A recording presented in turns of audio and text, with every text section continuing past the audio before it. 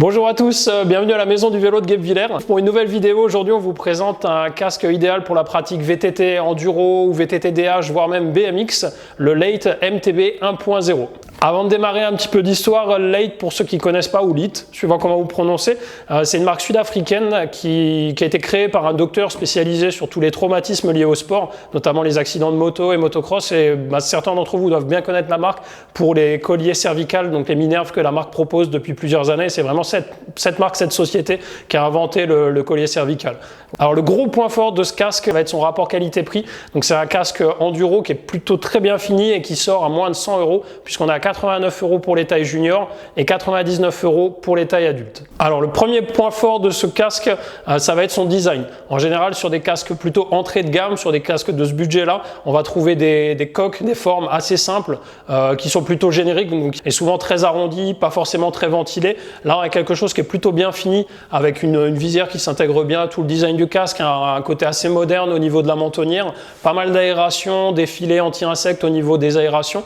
Donc voilà, on a un design qui est vraiment sympa. Deuxième point fort de ce modèle, ça va être sa finition, surtout la finition au niveau de la coque. Donc comme je l'ai dit avant, vous avez pas mal d'aération, à chaque fois en plus qu'ils sont recouverts par un filet anti-insectes. L'autre gros avantage sur ce casque, c'est qu'ils ont enlevé complètement les joints qui sont au niveau du champ de vision et en dessous de la mentonnière. En général, c'est le genre de joint qui va vieillir assez mal, qui va avoir tendance à se décoller, surtout si c'est des casques qui vont être destinés à des jeunes pratiquants ou des pratiquants qui ne feront pas forcément attention, qui vont le mettre sur le guidon et où les mains vont frotter un peu dessus. Donc là, vous n'avez plus de joints et malgré ça, le casque est plutôt bien fini. Pareil sur toute la mousse qui a été mise à l'intérieur de la mentonnière. Donc c'est vraiment un beau boulot et en plus, la forme du casque, le bas du casque s'adapte parfaitement avec les colliers cervicales, notamment ceux de la marque. Un autre gros point fort de ce modèle, ça va être son système de sécurité, on va dire. Ça va être un peu l'équivalent du MIPS. L'objectif, ça va être de disperser l'onde de choc. Si vous prenez un gros choc au niveau de la tête sur un point précis, les espèces de petits amortisseurs en plastique que vous allez trouver à l'intérieur du casque vont avoir pour but de vraiment dissiper cette onde de choc et de diminuer au maximum les lésions qu'on peut avoir au niveau du cerveau ou de la boîte crânienne. Alors Late annonce une réduction de 30 à 40% des commotions cérébrales grâce à ce système-là. On n'a pas poussé le vis jusqu'à se jeter contre un arbre ou se jeter par terre pour tester l'efficacité, mais on va voir, on va y réfléchir dans la saison. En tout cas, ça semble plutôt concluant. Qu'on apprécie sur ce modèle également, ça va être les coloris et le design.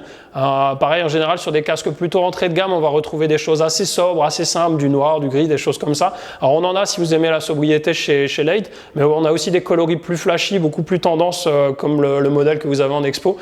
Un bon point pour ce modèle Late 1.0, ça va être aussi son poids. Pour un casque entrée de gamme, on se situe en dessous des 900 grammes. On a pesé donc le modèle qui est ici en expo, qui est un taille S, il arrive à 850 grammes. Donc c'est vraiment très très bien placé pour des modèles de ce type-là. Passons maintenant au point faible de ce modèle, parce que forcément il y a toujours des petits défauts ou des choses qui resteraient améliorées.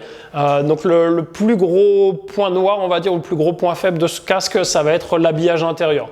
Non pas qu'ils soient insuffisants, au contraire, je trouve qu'ils ont été plutôt généreux sur les mousses, sur le rembourrage, mais les matériaux utilisés paraissent un peu cheap. Alors bon, les coutures sont plutôt de bonne qualité, vous n'avez pas de fils qui dépassent, de choses qui ont l'air de se débiner. Ça tient plutôt bien dans le temps, parce qu'on en vend depuis plusieurs mois et on a déjà des retours de pratiquants qui l'utilisent depuis plusieurs sessions de ride.